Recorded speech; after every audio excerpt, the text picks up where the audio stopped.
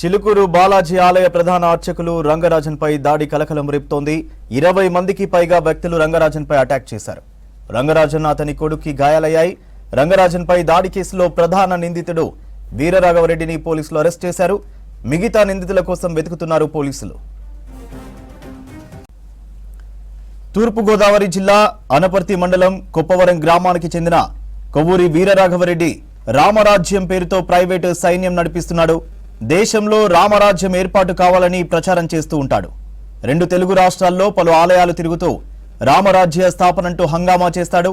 తనకు 5,000 మంది సైన్యం కావాలని సోషల్ మీడియాలో ప్రకటన కూడా ఇచ్చాడు వీరరాఘవరెడ్డి. తన సైన్యంలో చేరే వారికి నెలకు 20,000 జీతంతో పాటు 2 పూటల భోజనం పెడతానని ప్రకటించాడు. దీనికోసం భాగవత రామాయణ గీతాదులపై కనీస అవగాహన ఉండాలని, రామరాజ్య స్థాపన కోసం ఎక్కడైనా పనిచేసేందుకు సిద్ధంగా ఉండాలని, 20 ఏండ్ల నుంచి 50 ఏండ్ల లోపు వయస్సు ఉండాలనే అర్హతలు పెట్టాడు. అంతేకాదు 5 కిలోమీటర్లు నడవడం, 2 కిలోమీటర్లు పరిగెత్తాలని కండిషన్ కూడా పెట్టాడు. అంతకుముందు తెలంగాణ ఉద్యమ సమయంలో Andhra settlers association of Telangana అధ్యక్షుడిగా పనిచేశాడు వీరరాఘవరెడ్డి. జై హింద్, జై విశ్వమానవ వేదిక పేరుతో 2016లో గ్రూప్ కూడా తయారు చేశాడు. ఆ పేరుతోనే వెబ్సైట్ ఏర్పాటు చేశాడు. తర్వాత దానిని మూసేశాడు. తర్వాత గోరక్షణ పేరుతో కార్యక్రమాలు చేశాడు. తన యాక్టివిటీస్ లో భాగంగా 2015లో యాబిట్స్ పోలీస్ స్టేషన్లో ఇతనిపై ఓ కేసు కూడా పెట్టారు. ఫిబ్రవరి 7 శుక్రవారం ఉదయం రంగరాజన్ ఆయన కుమారుడిపై గ్రూపుగా వెళ్లి దాడి చేశారు. వీరరాఘవరెడ్డి డైరెక్షన్ లో 20 మంది గుర్తు తెలియని వ్యక్తులు గుంపుగా రంగరాజన్ ఇంటికెళ్లి అటాక్ చేశారు. రామరాజ్యం స్థాపనకు మద్దతు ఇవ్వాలని, తమ గ్రూప్ కు ఆర్థిక సాయం చేయాలని, చిలుకూరు ఆలయ బాధ్యతలతో తమకు అప్పగించాలని డిమాండ్ చేశారనే ఆరోపణలు ఉన్నాయి. వీళ్ల డిమాండ్ కు రంగరాజన్ ఒప్పుకోకపోవడంతో దాడికి దిగినట్టుగా చెప్తున్నారు.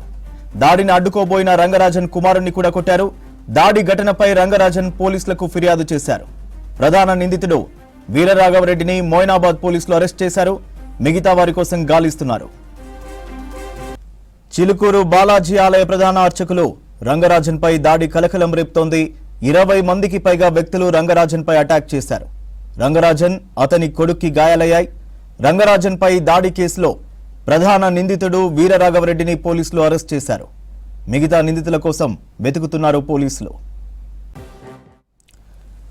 తూర్పుగోదావరి జిల్లా అనపర్తి మండలం కొప్పవరం గ్రామానికి చెందిన కొవ్వూరి వీరరాఘవరెడ్డి రామరాజ్యం పేరుతో ప్రైవేటు సైన్యం నడిపిస్తున్నాడు. దేశంలో రామరాజ్యం ఏర్పాటు కావాలని ప్రచారం చేస్తూ ఉంటాడు.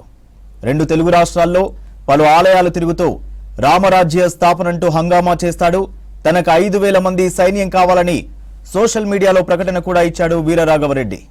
తన సైన్యంలో చేరే వారికి నెలకు 20,000 జీతంతో పాటు 2 పూటల భోజనం పెడతానని ప్రకటించాడు. దీనికోసం భాగవత రామాయణ గీతాదులపై కనీస అవగాహన ఉండాలని, రామరాజ్య స్థాపన కోసం ఎక్కడైనా పనిచేసేందుకు సిద్ధంగా ఉండాలని, 20 ఏండ్ల నుంచి 50 ఏండ్ల లోపు వయసు ఉండాలనే అర్హతలు పెట్టాడు. అంతేకాదు 5 కిలోమీటర్లు నడవడం, 2 కిలోమీటర్లు పరిగెత్తాలనే కండిషన్ కూడా పెట్టాడు.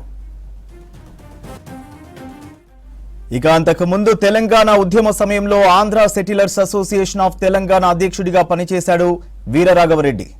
జై హింద్, జై విశ్వమానవ వేదిక పేరుతో 2016లో గ్రూప్ కూడా తయారు చేశాడు. ఆ పేరుతోనూ వెబ్సైట్ ఏర్పాటు చేశాడు. తర్వాత దానిని మూసేశాడు. తర్వాత గోరక్షణ పేరుతో కార్యక్రమాలు చేశాడు. తన యాక్టివిటీస్ లో భాగంగా 2015లో యాబిట్స్ పోలీస్ స్టేషన్లో ఇతనిపై ఓ కేసు కూడా పెట్టారు. ఫిబ్రవరి 7 శుక్రవారం ఉదయం రంగరాజన్ ఆయన కుమారుడిపై గ్రూపుగా వెళ్లి దాడి చేశారు. వీరరాఘవరెడ్డి డైరెక్షన్ లో 20 మంది గుర్తు తెలియని వ్యక్తులు గుంపుగా రంగరాజన్ ఇంటికెళ్లి అటాక్ చేశారు. రామరాజ్యం స్థాపనకు మద్దతు ఇవ్వాలని, తమ గ్రూప్ కు ఆర్థిక సాయం చేయాలని, చిలుకూరు ఆలయ బాధ్యతలు తమకు అప్పగించాలని డిమాండ్ చేశారనే ఆరోపణలున్నాయి. వీళ్ల డిమాండ్ కు రంగరాజన్ ఒప్పుకోకపోవడంతో దాడికి దిగినట్టుగా చెప్తున్నారు. దాడిని అడ్డుకోబోయిన రంగరాజన్ కుమారుణ్ణి కూడా కొట్టారు. దాడి ఘటనపై రంగరాజన్ పోలీసులకు ఫిర్యాదు చేశారు. ప్రధాన నిందితుడు వీరరాఘవరెడ్డిని మోయినాబాద్ పోలీసులు అరెస్ట్ చేశారు. మిగతా వారి కోసం గాలిస్తున్నారు. ఈ దేశంలో శ్రీరాముడికి అధికారం లేదు అని ఒక జడ్జి చెప్పిండు. ఇదే మరి కూర్చోండి ఆయన. కూర్చోండి ఏం కాదు, ఏం కాదు. మీరందరూ కూర్చోండి. ఆయన పెద్ద మనిషి. జడ్జిమెంట్ కూడా చెప్పారు ఉండు. జడ్జిమెంట్ కూడా చెప్పారు కదా. జడ్జిమెంట్ అయిన తర్వాత ఏం చేస్తారు చెప్పండి. ఇది మన రాజ్యాంగం ప్రకారం నడుస్తున్నాం. సుప్రీం కోర్టులో ఇంప్లీట్ పిటిషన్ వేసాం. శ్రీరాముడికి అధికారం లేకుండా ఏం దేశంలో ఇది నీకు ఆ బిట్ పిటిషన్ అన్ని ఇస్తాం. నా దగ్గర ఉన్నాయి సార్, నా దగ్గర ఉన్నాయి. రెండోది ఏం చేసామంటే 8 రాజ్యాలు, రాముల వారి రాజ్యంగా పద్మనాభ స్వామి రాజ్యం. ఆ రాజ్యంలో రాముల వారి పాదాలు పెట్టుకొని నెత్తి మీద రాజ్యం వెళ్ళేవారు వాళ్ళు. నేను ఒకరోజు ఎండోమెంట్స్ డిపార్ట్మెంట్ వెళ్తాను, ఇట్లనే మీరు రావాలి. ఓకే, మేము వస్తాం. ఓకే, వస్తాం, తప్పకుండా వస్తాం. తప్పకుండా వస్తాం. తప్పకుండా వస్తాం. ఇప్పుడు వినండి, మాకు వినండి. మీరు ఇంత చెప్పారు కదా, విన్నాం కదా. వినండి, మాకు వినండి, ఇప్పుడు ఆ వినండి. రోజు వెనక్కి అలవాటు చేసుకోండి. వెనక్కి అలవాటు చేసుకోండి. వెనక్కి అలవాటు చేసుకోండి. ఎప్పుడు చెప్పడం కాదు, వినటం కూడా అలవాటు చేసుకోవాలి. చెప్పడానికి వచ్చాం. వినండి జీ. అలవాటు చేసుకో. చెప్పారు టీవీలో రోజు వింటున్నాం. అన్నయ్య మాట్లాడతారు, ఒక్క నిమిషం ఆగండి. భూమి అంతా ఇక్ష్వాకు వంశీయులని రాముడు అన్నాడని విన్నాం, నిజమేనండి? నిజమా కాదా? ఈ మొత్తం అఖిలాండకోడి బ్రహ్మాండకుడు ఆయన నాయకుడు ఆయన్నే. ఈ మాట అడిగింది చెప్పండి. ఈ భూమి అంతా ఇక్ష్వాక వంశీయులని రాముడు అన్నమాట నిజమా అబద్ధమా అన్నాడు. ఆ ఇక్ష్వాక వంశీయులు ఏ గోత్రాల్లో ఉన్నారు? ఇప్పుడు నాకు అడిగిన చెప్పు. అడగండి. ఈ న్యాయమూర్తుల మీద 197 సిఆర్పిసి ప్రయోగించాల్సిన కేంద్ర రాష్ట్ర ప్రభుత్వాలు ఈ పని మానేసినాయి. ధర్మాన్ని బోధించి క్షాత్రం కలిగిన వారిని వెలికి తీసి వాళ్ళని గుర్తించి వారి పోషణ నిమిత్తం సైన్యంగా తయారు చేయించాల్సిన అధ్యయనంతో కూడా అధ్యాపనం చేయాల్సిన మీ పని మీరు మానేశారు అయ్యా.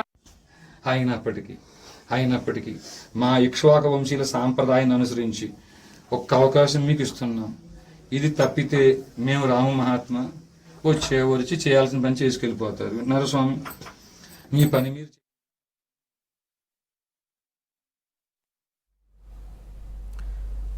చిలుకూరు ఆలయ ప్రధాన అర్చకుడు రంగరాజన్పై జరిగిన దాడిని ఖండించారు బీజేపీ ఎంపీ కొండా విశ్వేశ్వరరెడ్డి.